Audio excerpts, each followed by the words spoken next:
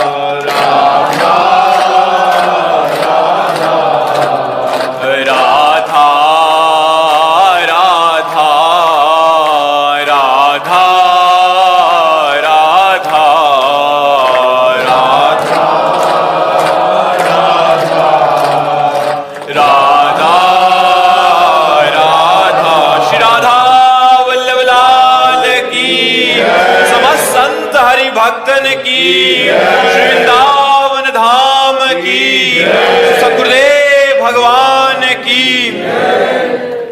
महाराज जी, मेरे पति पर राधा रानी की बहुत कृपा हो गई है। वो ध्यान पूजा पाठ में लग गए हैं महाराज जी। उनमें बहुत परिवर्तन आया, मैं बहुत खुश हूँ। लेकिन उनके व्यवहार मेरे प्रति भी परिवर्तित हो गया, जिसकी वजह से मेरा मन बहुत अशांत रहने लग गया है महाराज जी। मैं नहीं चाहती कि मेरे पति सब कुछ छोड़ के वो अपना व्यवहार मेरे प्रति पहले की तरह ही रखें, बट महाराज जी पर फिर भी मन में लगता है कि वो मतलब आपके प्रति पत्नी भाव में उनकी कमी आ रही है। पति पत्नी के जो संबंध होते हैं उनमें ढिलाई आ रही, वो आएगी। क्योंकि असत संसार के सुखों का राग तब तक रहता है जब तक हृदय मलिन रहता है, और जब परमात्म सुख में चलने लगता है तो फिर ये सब अच्छा नहीं लगता है। ब्रह्मादिक के भोग सब विष सम लागत ताहि, नारायण ब्रज चंद की लगन लगी है जाए। रमा विलास राम अनुरागी, तजत बमन जिम जन बड़भागी। कोई बड़भागी भगवान के भक्त जन ऐसे होते हैं कि माया के विलास को बमन के समान त्याग देते हैं। तो हम ये तुम्हारे पति से भी प्रार्थना करेंगे, हमारी बात सुना देना उनको, कि गृहस्थ धर्म का पालन करना भी भगवान की भक्ति है। यदि पत्नी ब्रह्मचर्य से नहीं रहना चाहती तो पति का कर्तव्य है कि पत्नी की आकांक्षा को पूर्ण करते हुए भगवान का नाम जप करे। क्योंकि यदि आपने नाम जप या भगवत भक्ति के प्रभाव से अपने मन को निष्काम बनाना प्रारंभ किया और पत्नी सकाम है तो वो कहाँ जाए?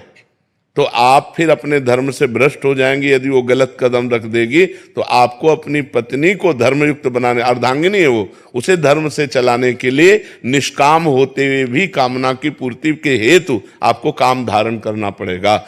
धर्मयुक्त काम भगवान का स्वरूप है। धर्म विरुद्ध काम जो है वो नरकगामी बनाता है, वो नरक का द्वार है। कामः क्रोधा तथा लोभा तस्मात् दैत्यम त्यजेत, वो जो धर्म विरुद्ध है। इसलिए भगवान का आदेश है कि अपनी पत्नी की कामना पूर्ण करने के लिए उचित समय पर शास्त्र संयम के अनुसार धर्मयुक्त काम का व्यवहार करना चाहिए। ये भी भक्ति ही है, ये भक्ति के विरुद्ध नहीं है। खुशी त्यागी जी सोनीपत से। श्री हरिवंश महाराज जी, आपके चरणों में कोटि कोटि प्रणाम। महाराज जी, भागवती की अनुभूति केवल कुछ क्षण के लिए ही महसूस क्यों होती है? वो अनुभूति ही नहीं जो कुछ समय के लिए होती हो। किसका प्रश्न है? नहीं, वो अनुभूति नहीं है। अनुभूति वो होती है भागवती, एक बार अनुभूति हुई वो उसी में तन्मय हो गया, दोबारा तो मत रहे। अब वो रूप थोड़ी हट जाएगा, एक बार दर्शन किया। वो वर्तमान में हर समय बने रहते हैं नेत्रों के सामने, हर समय हृदय में छाए रहते हैं। भागवती की अनुभूति ऐसी थोड़ी कभी हुई थी, नहीं, ऐसा नहीं है। अभी अनुभूति हुई ही नहीं। जब अनुभूति होगी तो ब्रह्मानुभूति, भगवदानुभूति, ये ऐसी थोड़ी अनुभूति है कि परसों हुई थी। वैसा एक बार हो गई तो खत्म खेल। तुम्हारा मन, बुद्धि, चित्त, हम सब उसका गुलाम हो जाएगा, उस आनंद का। दूसरा कोई अस्तित्व नहीं रहेगा। जैसे पारस के स्पर्श से निकृष्ट लोहा स्वर्ण हो जाता है, ऐसे भगवत अनुभूति से प्राकृतिक मन, बुद्धि, चित्त ये सब ब्रह्माकार हो जाते हैं, भगवदाकार हो जाते हैं। फिर अनुभूति का मतलब क्या कि वो छोटी छोटी अनुभूतियां होती रहे। ये अनुभूतियां ऐसे ही गुणों के अनुसार होती हैं। देखो अपने अंदर जो अभी आनंद आता है वो आनंद कोश से आता है। 5 कोश हैं, विज्ञानमय कोश, मनोमय कोश, अन्नमय कोश, आनंदमय कोश, ऐसे 5 कोश हैं। इन कोशों से आनंद आ रहा है। अभी परमात्मानंद की अनुभूति थोड़ी हुई। परमात्मानंद की जो अनुभूति होगी वो कभी हटने वाली नहीं। छिने घटे छिन बढ़े, सो तो प्रेम न होए। अघट प्रेम पिंजर बसे, प्रीति कहावे सो। थोड़ी देर भगवदानंद, फिर विषयानंद। वो कोई भगवदानंद था, वो सतोगुण का आनंद था। अब रजोगुण आ गया, भोगानंद आ गया। जो गुणातीत होता है वो भगवदानंद होता है, और जो भगवदानंद होता है वो निरंतर होता है, वो निरंतर बढ़ता रहता है। प्रतिक्षण वर्धमानम, वो कभी कम नहीं होता। एक बार अनुभूति हो जाने के बाद जीवन मुक्त हो जाता है, उसे बार बार अनुभूतियों की जरूरत नहीं होती। हाँ, उन्हीं लीला की विभिन्न अनुभूतियां होती, लेकिन एक बार परमात्मा अनुभूति होने के बाद उसका जन्म और मरण ये सब मिट जाता है। कर्म बंधन नष्ट हो जाते हैं, जड़ चेतन ग्रंथि का भेदन हो जाता है। ऐसा थोड़ी भगवदानंद का अनुभव होता है कि कल हुआ था आज नहीं है। ये तो साधन की बात है कि कल भजन में आनंद आ रहा था, आज नहीं आ रहा। कल हमारे अच्छे अच्छे स्वप्न आ रहे थे, आज नहीं आ रहे। तो ये सब गुण के अंतर्गत है ना, गुणातीत है भगवदानंद। जो सतोगुण, रजोगुण, तमोगुण, जागृत, स्वप्न, सुषुप्ति तीनों से परे है, वो तुरीय तत्व परमात्मा आनंद है। आदित्य कुमार मिश्रा जी, गोकर्ण। श्री हरिवंश। महाराज जी, जब भी हम कोई धर्म का कार्य शुरू करते हैं जो धर्म को बढ़ावा देने वाला होता है, तो भगवान हमारी परीक्षा या मुश्किल क्यों खड़ी कर देते हैं महाराज जी? ऐसा नहीं है,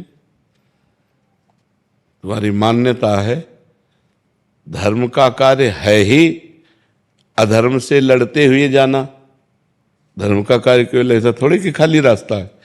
तुम उसको कहते हो समस्या, समस्या नहीं, वो रास्ता ही ऐसा है। धर्म के रास्ते पे जब चला जाता है तो अधर्म के रोड़े पड़े होते हैं, उनको हटाते हुए जाना पड़ेगा, वही मुश्किल है। तो इसीलिए लोग अधर्म का मार्ग सहज में चल रहे हैं। धर्म का मार्ग ऐसे है, अधर्म का मार्ग ऐसे है। नीचे उतरने में कोई परेशानी नहीं, ऊपर चढ़ने में परेशानी है। तो धर्मात्मा तो वही जो परेशानियों को रौंदता हुआ बढ़ जाए। धर्मात्मा का मतलब थोड़ी है कि फूलों पे चलना है।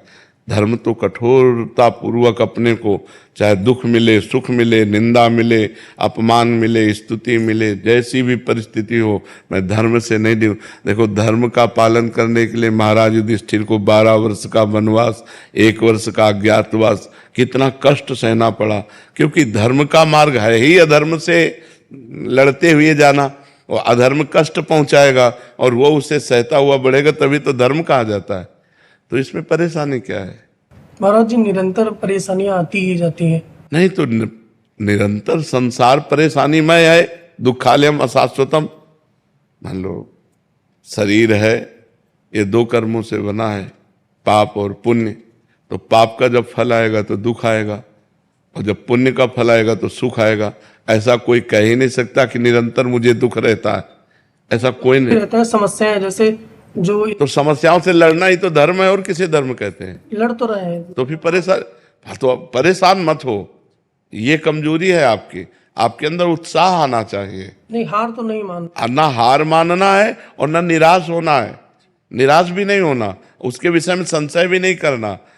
देखो, अगर धर्म का मार्ग सहज होता तो सब लोग चल देते ना। जो भगवान का मार्ग है, जो धर्म का मार्ग है, वो सहज नहीं है। अधर्म का त्याग करने पर ही हम धर्म से चल सकते हैं। और सहज में हमारी प्रवृत्तियां अधर्म में लगी रही हैं।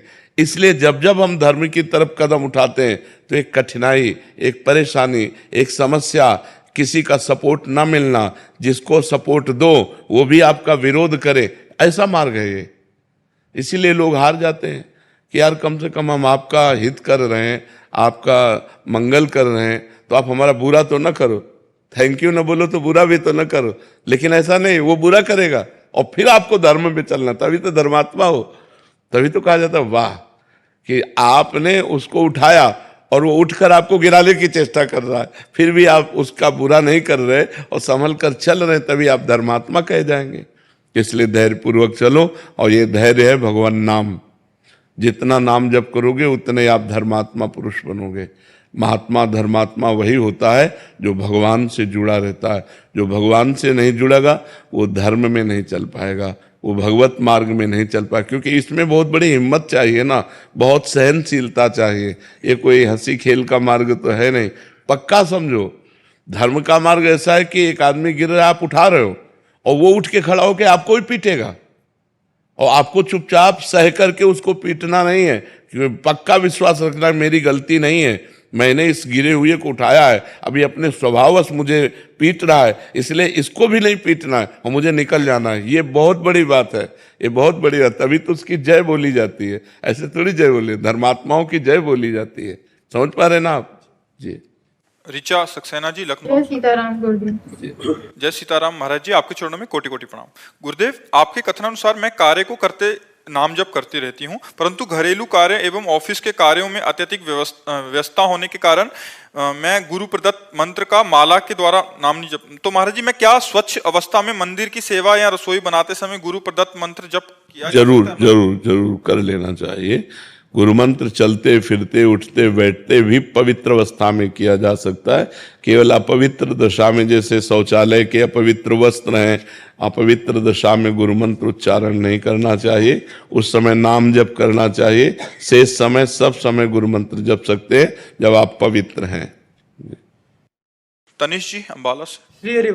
श्री हरिवंश महाराज जी 2 महीने से साधन भजन बहुत विघ्न हो रहा है महाराज जी। ब्रह्म मुहूर्त में जो ध्यान करते थे उसमें भी अब नींद आती है, नाम जब कम सा हो गया है। आपने जो तरीका बताया था कि एकांत में सभी संतों का ध्यान करके क्षमा भी मांग ली, किंतु फिर भी वही स्थिति है। वैसे महाराज जी कोई अपराध तो नहीं बना पड़ी? कोई हो सकता है कोई अपराध ना बना हो, लेकिन अब जैसे जैसे जवानी का स्वरूप आएगा वैसे वैसे काम क्रोध लोभ मोह मद मत्सर प्रमाद नींद ये सब पर इसमें लड़ा जाता है।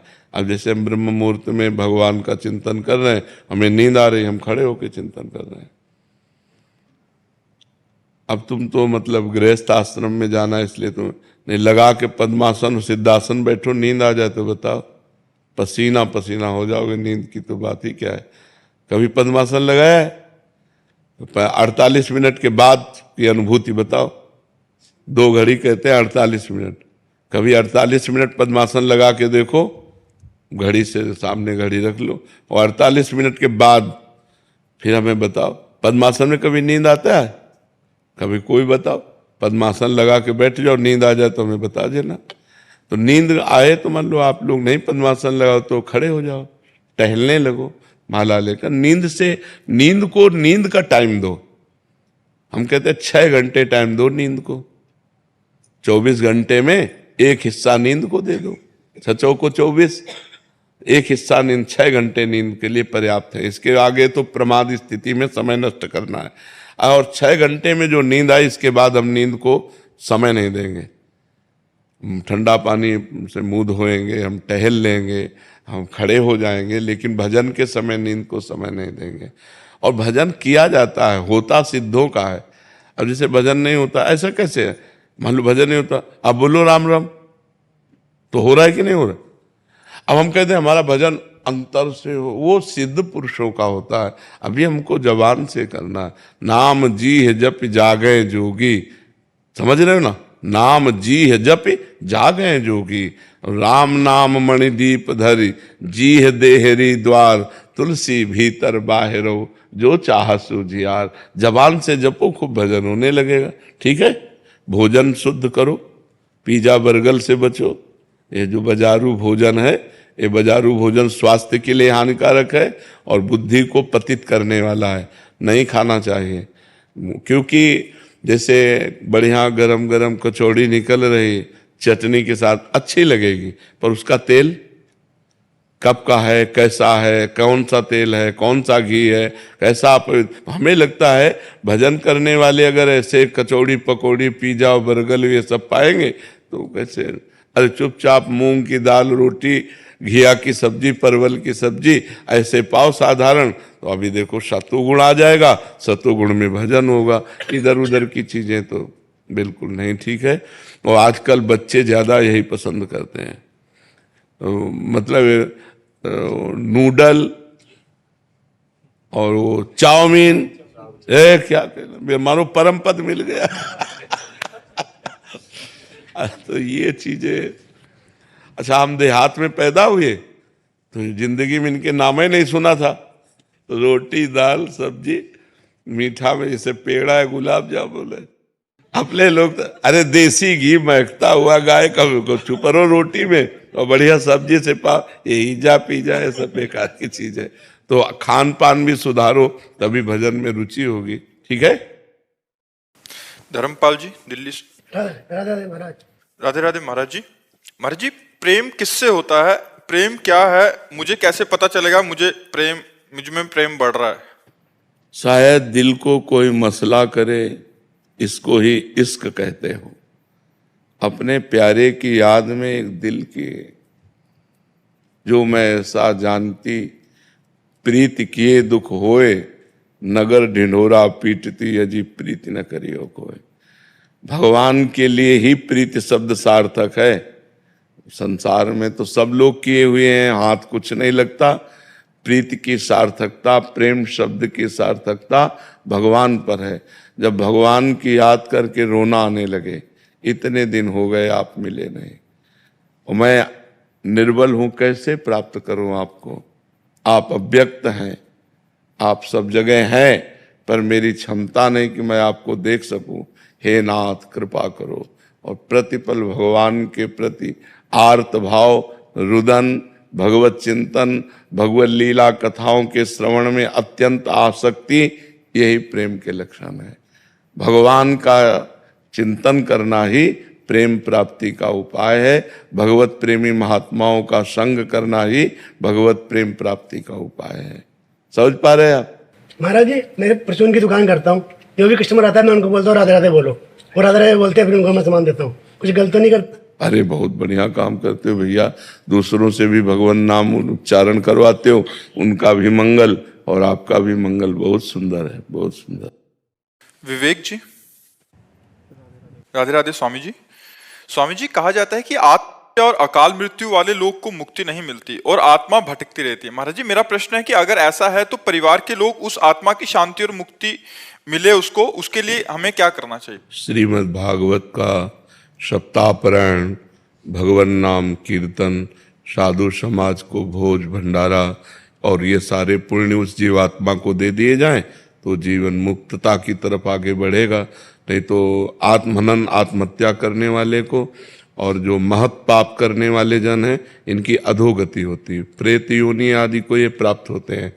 तो अगर इनके लिए धार्मिक कृत्य ना किए जाएं तो पता नहीं कितने कल्प इनको भटकना पड़ेगा। तो इसलिए परिवार वालों को चाहिए कि धर्म ग्रंथों का पाठ रखवावें, धर्म ग्रंथों का गायन करवावें, साधु समाज की सेवा करें, भगवान नाम जप करके उस जीवात्मा को दें, तो उसके फल के रूप में वो फिर अपने पाप से मुक्त होकर के आगामी योनियों को प्राप्त हो जाएगा।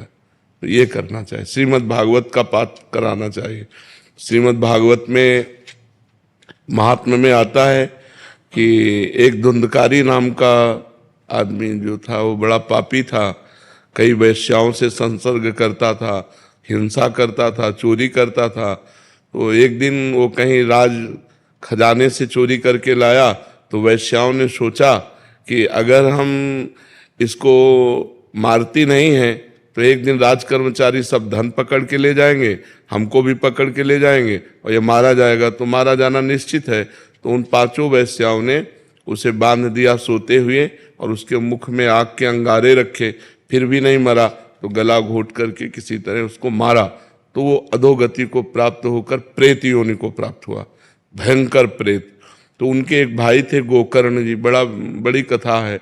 तो गोकर्ण जी तीर्थ यात्रा करके आए हुए थे, घर में शयन कर रहे थे, तो कभी भेड़ा बन जाता, कभी सिंह बन जाता, कभी इंद्र बन जाता। तो उनका ये विपरीत दशा को प्राप्त हुआ। कोई देव तो है नहीं, ये प्रेत है। तब पूछा तुम कौन हो, तो उसकी बोलने की सामर्थ्य नहीं थी। तो उन्होंने गायत्री मंत्र जप करके जब उस पर जल छिड़का तो उसके पाप थोड़े नष्ट हुए। तो वो बोला मैं तुम्हारा भाई धुंधकारी हूँ, पाप करने के कारण मैं प्रेत योनि को प्राप्त हो गया हूँ। उनका तुम्हारे लिए तो मैंने पिंडदान किया है। बोले उससे मेरा कल्याण होने वाला नहीं। तब गोकर्ण जी ने भगवान सूर्य से पूछा, तो भगवान सूर्य ने श्रीमद् भागवत महापुराण बताया। तो 7 दिन में श्रीमद् भागवत के श्रवण मात्र से धुंधकारी प्रेत योनि से मुक्त होकर भगवान के पार्षद स्वरूप को प्राप्त हुआ और सबके बीच में विमान आया और बैठकर भगवान के धाम को गया। तो जो अधोगति को प्राप्त जीव हैं उनके कल्याण के लिए श्रीमद् भागवत, भगवान नाम कीर्तन, साधु सेवा, नाम जप ये करके उसको प्रदान किया जाए तो उसका कल्याण निश्चित हो जाएगा, निश्चित। मीत राव जी, श्री राधा वल्लभ श्री हरिवंश महाराज जी, आपके चरणों में कोटि कोटि प्रणाम। महाराज जी, सत्संग में एक बार सुना था कि जो दीन है वही अनन्य है, जो अनन्य है वही दीन है। महाराज जी, दीन का तात्पर्य होता है अहंकार रहित पुरुष। दीन कोई गरीबी को नहीं कहते। जो ये दैन्य शब्द है अहंकार रहित। भक्तों में बड़ी दीनता देखी जाती है, विनम्रता देखी जाती है, बड़ी शालीनता देखी जाती है, गंभीरता देखी जाती है। वो अहंकार रहित होते हैं। ये अहंकार ही सृष्टि का मूल है, जो हमें अज्ञान में फंसाकर, देह भाव में फंसाकर नाना प्रकार के कर्म करवाता है। संस्कृति मूल शूल प्रद नाना, सकल शोकदायक अभिमाना। ये समस्त दुखों को देने वाला अभिमान। जैसे मैं पुरुष हूँ, मैं धनवान हूँ, मैं विद्वान हूँ, मैं कुलवान हूँ, बहुत प्रकार का अभिमान होता है। ये अभिमान ही दुख देने वाला है। अगर ये अभिमान भगवान की कृपा से नष्ट हो जाए तो उस स्थिति का नाम दैन्य है। यही दरबार दीन को आदर रीति सदा चली आई। दीनता, कोई अभिमान नहीं, अपने को सबसे छोटा समझना। तो ये दीनता भगवान के भजन से, शास्त्र स्वाध्याय से जब ज्ञान प्रकट होता है तब आती है कि सब में वही राम रमा हुआ है, किससे अभिमान करें। यहाँ भी वही है, सब में वही रमा हुआ है, इसलिए वो दैन्य हो जाता है, अहंकार नष्ट हो जाता है। जब हम दूसरे को देखते हैं तब अहंकार आता है, जब अपने इष्ट को देखते हैं तो अहंकार नष्ट हो जाता है। तो इष्टाकार वृत्ति, भगवदाकार वृत्ति, ये ब्रह्माकार वृत्ति, ये भजन से आती। जितना नाम जप करोगे उतना ही आपके अंदर शुद्ध ज्ञान होगा, और जितना शुद्ध ज्ञान होगा तब उतना अहंकार नष्ट होता चला जाएगा। अहंकार नष्ट हुआ पूरा कि आप जीवन मुक्त हो गए। और उसी अहंकार की नष्ट स्थिति का नाम दैन्यता है। दैन्यम, दीनता। जो भक्ति में वह दीनता, सबके प्रति प्रिय भाव, मधुर भाव, अपने को सबसे तृणादपि सुनीचेन तरोर्यु सहिष्णुना अमानिना मान देन कीर्तनिया सदाहरी। अपने को सबसे तृण से भी नीच समझना और वृक्ष के समान सहनशील होना, दूसरों को मान देना, दूसरों से मान न चाहना, ये भजन करने वालों के अंदर दीनता होती है। तृणादपि सुनीचेन तरोर्यु सहिष्णुना। सबहि मान प्रद आप अमानी। सबको मान देते हैं, लेकिन अगर उनको कोई प्रणाम या मान देने लगे तो मैं योग्य नहीं हूं, ऐसा उनके नहीं। सबहि मान प्रद आप अमानी। ऐसे प्राणी जगत को पावन करने वाले होते हैं, जिनके अंदर ये दीनता आ जाती है कि मैं तो किसी योग्य नहीं, अधम जीव हूं, सब में मेरा प्रभु विराजमान है। और सबसे झुक के रहना, ये दीन भाव भक्तों में देखा गया है। बहुत प्रिय भाव, बहुत मधुर भाव, सबको सम्मान देना, आप अमानी रहना, अहंकार रहित, ये भागवतिक गुण है। दीनता भगवान को बहुत प्रिय। ये दरबार दीन को आदर रीति सदा चली आई। जे दीन प्यारे वेद पुकारे द्रवहु सुश्री भगवाना। दीन जिसको प्यारे हैं, तो दीन बनना नाटक करना नहीं। जैसे ये नाटक हो सकता है जब सामने से कोई कहे, अपने को लगे कि हाँ मैं ऐसा ही, मैं ऐसा हूं प्रभु, आप जैसा करें मैं, और अपने को गुस्सा ना आए तो समझो कि हमारे अंदर दैन्यता जागृत हो, क्योंकि अहंकार रहित पुरुष को फिर क्रोध नहीं आता। क्रोध तब आता है जब अहंकार होता है, अपने में बल का आवेश होता है तब आता है, या फिर भगवान प्रेरित करें दुष्टों के विनाश के लिए तो फिर आता है। तो पर वो दैन्य भक्त सदैव अपने स्वभाव में दैन्य ही रहता है जी। अभिनय त्यागी जी। राधे राधे महाराज जी। महाराज जी, जैसे आप कहते हैं कि गुरु प्रकट रूप में होना चाहिए, साधारण नाम लेने में और गुरु प्रदत्त नाम लेने में फर्क होता है। महाराज जी, आपके श्रीमुख से सुना है कि जैसे कि एक हमारी सामने से गुरु की दृष्टि पढ़ना और एक सुन के पढ़ना, तो महाराज जी जो व्यक्ति आपके सामने संभव नहीं है उसको अपने गुरु रूप में स्वीकार कर लिया है, तो उस आप कैसे शिष्य या वो कैसे? आज्ञा पालन करना ही गुरु को स्वीकार करना है। जो सत्संग सुना जा रहा है यदि उसका हम आचरण करें तो हमारे अंदर गुरु भक्ति सुदृढ़ हो जाएगी। लेकिन हम बिना दर्शन के, बिना मिले, बिना संग के हम कैसे उस उन्नति को प्राप्त हो सकते हैं? एक बार हमें गुरु चरणों में समर्पित होना चाहिए, एक बार हमें गुरु संग करना चाहिए। बिना संग भजन न होई संग बिन, और भजन बिना नहीं प्रेम, छिन्हू भजन न छाड़िए धरिए अध्रु नेम। ऐसे बात नहीं बनती। गाइड को साथ लेके चला जाता है। अगर आपको यहाँ कहीं वृंदावन में दर्शन करने हैं तो गाइड करना होगा, और गाइड करने वाले को साथ लेके और उसकी आज्ञा के अनुसार चलना होगा। ये गली नहीं, इधर से चलिए, इधर से चलिए। ऐसे ही गुरु का संग तब जाकर के चढ़ता है प्रेम का रंग। अब केवल मान लिया आपने और गुरु की नहीं मानी तो गुरु के मानने से बात नहीं चलेगी, गुरु की मानने से चलेगी। गुरु की वाणी मानो, बस फिर बात बन जाएगी। तो गुरु का दर्शन, गुरु का संग और गुरु की आज्ञा का पालन, यही भगवत प्राप्ति कराते हैं। तो बिना प्रगट गुरु के कैसे बात बन सकती है? हमें डांटेगा कौन? हमारा निरीक्षण परीक्षण कौन करेगा? गुरुदेव। तो हमें गुरु का संग अत्यंत आवश्यक है प्रगट में। प्रगट में बिना गुरु के रंग नहीं चढ़ता। चाहे करके देख लो, कोई करके देख लो। महाराज जी, जैसे आपके हजारों शिष्य हैं महाराज जी, तो प्रकट में महाराज जी हर एक को आपका संग तो? हाँ, तो प्रगट में दर्शन करना, महीना हम कहते हैं महीने 2 महीने 4 महीने में आओ, इसके बाद मोबाइल से सत्संग सुनते रहो, आज्ञा का पालन करो, कनेक्शन बनाए रखो। अगर कनेक्शन बनाए न रखे तो केवल मानने मात्र से थोड़ी बात हो जाए। अंदर जो जलन होती है महाराज जी वो भी डांट ही होती है। और क्या, गुरुदेव का अगर आप पूर्ण रूप से अनुशासन स्वीकार करेंगे तो थोड़ी भी गलती आपके हृदय को जलाएगी, आपका सुधार करेगी, आपको गलतियों से बचा करके सतमार्ग में चलाएगी। तो गुरु का सानिध्य तो अत्यंत आवश्यक है। गुरु के दरबार में जाना, मत्था टेकना, उनके चरणों में बैठना, उनकी चरण रज लगाना, इसी से तो हमें सामर्थ्य आएगी उनकी आज्ञा का पालन करने की। अगर हम उनका संग न करें तो मनमानी आचरणों, हवा इतनी गंदी चल रही माया की कि आप देखो, इधर से निकलो बाहर देखो उसका क्या रंग चढ़ता है। अब यहाँ आके बैठे हो तो यहाँ का क्या रंग चढ़ता है आप देखो, यहाँ कैसा आपको अनुभव हो रहा है और बाहर कैसा अनुभव हो रहा है। तो मोबाइल भी चार्ज करना पड़ता है, नहीं चार्ज करना पड़ता? तो ऐसे महीना 2 महीना में अपने को चार्ज करते रहो, किसका प्रश्न है? हाँ, गुरुदेव के दर्शन करना, इससे हम चार्ज होते हैं, हमारे अंदर पावर आता है। ऐसा थोड़ी मोबाइल से और प्रगट से अंतर है।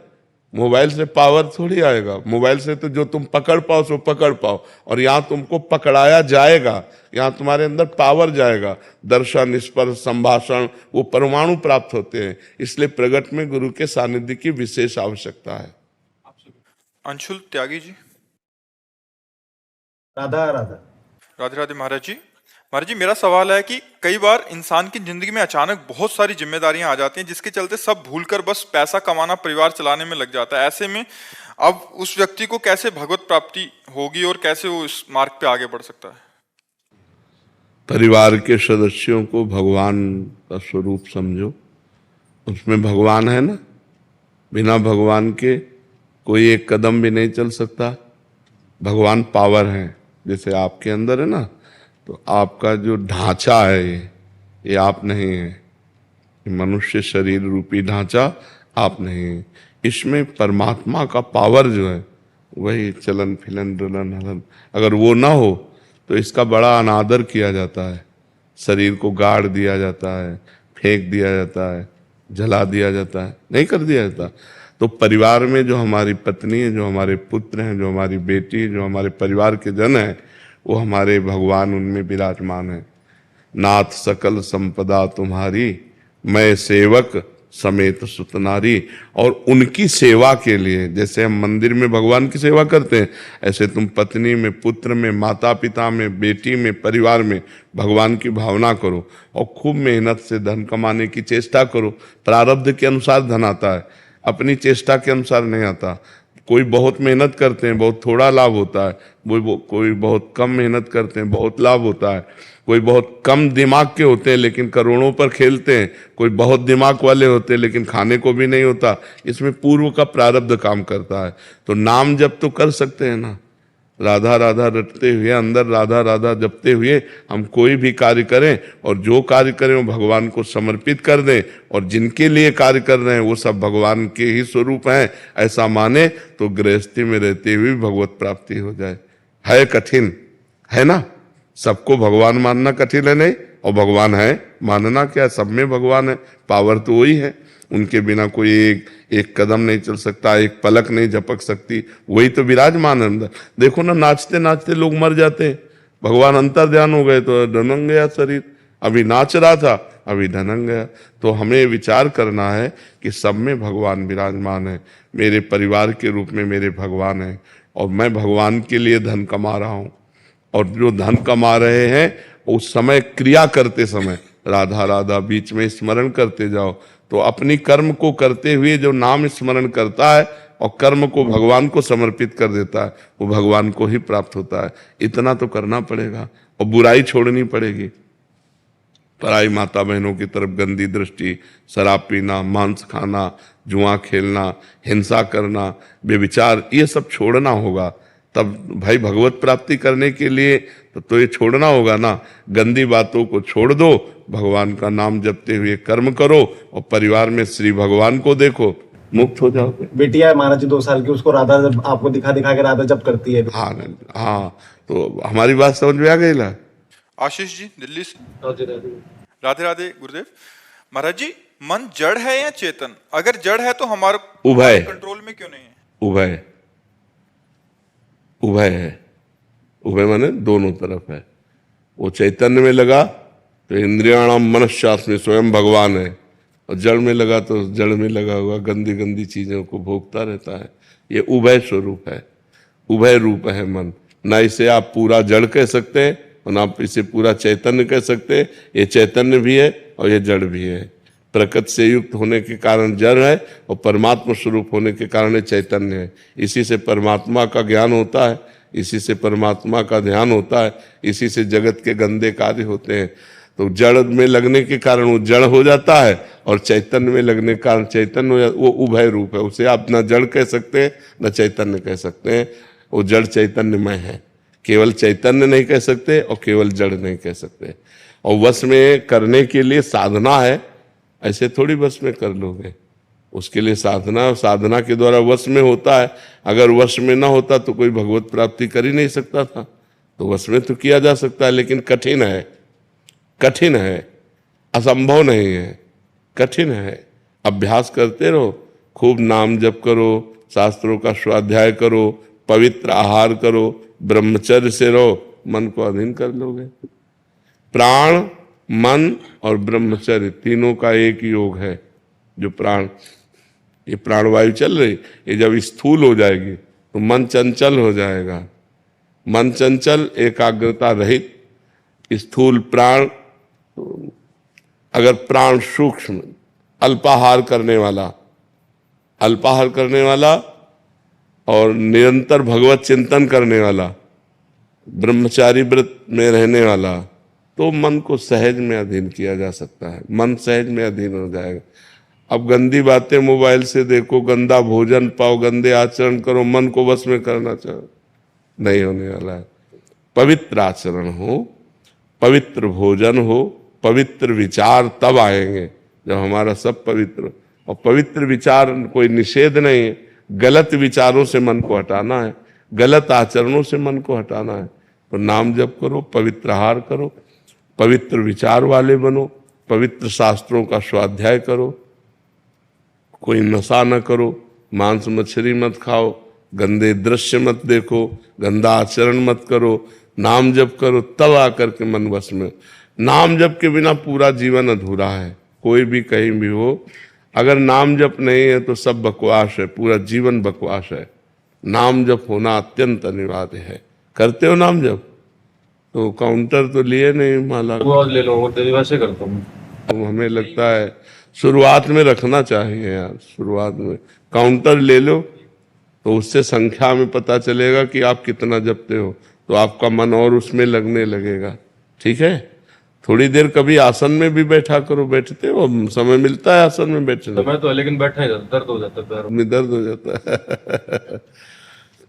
अभ्यास करो, अभ्यास करो, अभ्यास से हो जाता है। अभ्यास योग युक्तेन, अभ्यास करो, थोड़ी देर बैठा करो। ठीक है। केशा जी भावसार से। राधे राधे गुरुजी। गुरुजी, मैं सूरत से आई हूँ। मैं पेशे से मनोचिकित्सक हूँ। जो लोग डिप्रेशन, डरना, मन उदास, अकेलापन के साथ मन बुद्धि लोगों का उपचार करती हूँ। अपने सेशन में कई बार आपके सत्संग में सुनी बातों को भी बताती हूँ, जैसे जल्दी उठना, साफ सफाई, ध्यान रखना, ऐसी बातों को। महाराज जी, क्योंकि अधिकतर लोग आत्महत्या के लिए विचार करते हैं, दिन भर ऐसी नकारात्मकता भरी, जब अधिक पाप हो जाता है, अधिक पापाचरण हो जाता है, तो शरीर नष्ट करने के लिए स्वयं ही प्रेरित कर देता है मन। ये जो आत्महत्या है, ये अधिक पाप का कारण है। अधिक चिंता, अधिक शोक, ये सब पाप के लक्षण है। अधिक चिंता, अधिक शोक हुआ और नकारात्मक भाव बढ़ गए, तो उसको लगता है कि शरीर शांत कर दें तो हम शांति को प्राप्त, लेकिन ऐसा नहीं है। जी, दूसरों को तो बचा देती हूँ, बट इतना खुद निराश हो जाती हूँ कि ऐसी लगता है कि इतना मदद करने पे भी लगता है कि इसको छोड़ दूं क्या पेशे को। नहीं, पेशा न छोड़िए, अब भगवान का नाम जप कीजिए। नाम जप से आपके हृदय में इतनी सामर्थ्य आ जाएगी कि आप दूसरों को सुख देने वाली बातें करते हुए दूसरों के दुख से आप लिप्त नहीं होंगे। जैसे डूबने वाले को बचाना है तो हमें वस्त्रादि का, अगर हम स्वयं अच्छे तैराक नहीं और गए तो डूबने वाला पहले हमको डुबोएगा, क्योंकि वो सांस लेना। चतुर यही है कि उसे कोई डंडा, कोई वस्त्र पकड़ा दे और फिर उसके सहारे उसको खींच ले। तो ऐसे ही जो शोक में डूब रहे हैं, जो डिप्रेशन में डूब रहे हैं, जो नकारात्मक भाव में डूब रहे हैं, हमें चाहिए हम बात पकड़ा दें उनको, हम उनके दुख में लिप्त ना हो, निरपेक्ष होकर। नहीं, वो उनकी बातें सुन सुनकर आप डिप्रेशन में पहुंच जाएंगे। अगर आप समर्थ नहीं है तो 10 से 50 लोग आप रोज मिल रहे हैं तो सुन सुन करके दिमाग, क्योंकि वो सब सांसारिक बातें हैं, वो आपके दिमाग को कमजोर कर देंगे। यदि आप नाम जप कीजिए तो नाम जप में एक अपूर्व आनंद होता है हृदय में, और उससे एक सामर्थ्य मिलती है। आप अपना व्यवहार बहुत अच्छा कीजिए, अपनी मृदु बातों के द्वारा, उत्तम बातों के द्वारा प्रवीणता पूर्वक दूसरों के मनोबल को पुष्ट कीजिए। कुछ औषधियां भी दीजिए और कुछ वाणी के द्वारा भी उनको परिपक्व कीजिए, और आप नाम जप के द्वारा पुष्ट होइएगा, लिप्त नहीं होइएगा। अगर लिप्त होंगे तो फिर आप, जैसे अभी आप कहें, तो आप लिप्त हो जाते हैं। लिप्त मत होइएगा, तटस्थ रहिएगा। वो उसके कर्म हैं बिगड़े हुए, आज हमारे पास आया है, हम सुधारने की चेष्टा करते हैं। वो प्रयास करे और भगवान कृपा करें तो ठीक हो जाएगा, नहीं ठीक होता तो भोगे अपने कर्मों का फल है। आप तटस्थ रहिएगा और नाम जप कीजिएगा, और ये बंद तो कीजिएगा नहीं, क्योंकि भगवान ने अगर ये प्रवीणता दी है कि अपनी वाणी के द्वारा हम दूसरे के दुख का निवारण कर सकें, तो जरूर करना चाहिए। ये परोपकार की भावना से भी होता है, अर्थ ही सब कुछ थोड़ी होता है। हाँ, दूसरा थोड़ी तुम्हारी बातें सुनकर साहस किया, जीने का साहस किया, तो बहुत उत्तम बात है।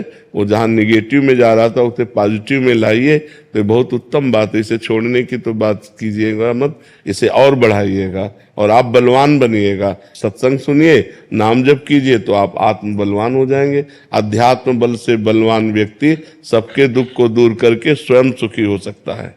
और जी, इनका एक शंका और थी कि नई नई शादी हुई है, तो कह रहे थे कि बच्चे पे इसका प्रभाव तो नहीं पड़ेगा जो वार्तालाप हो रही है, या कुछ समय के लिए छोड़ दूं, ऐसा?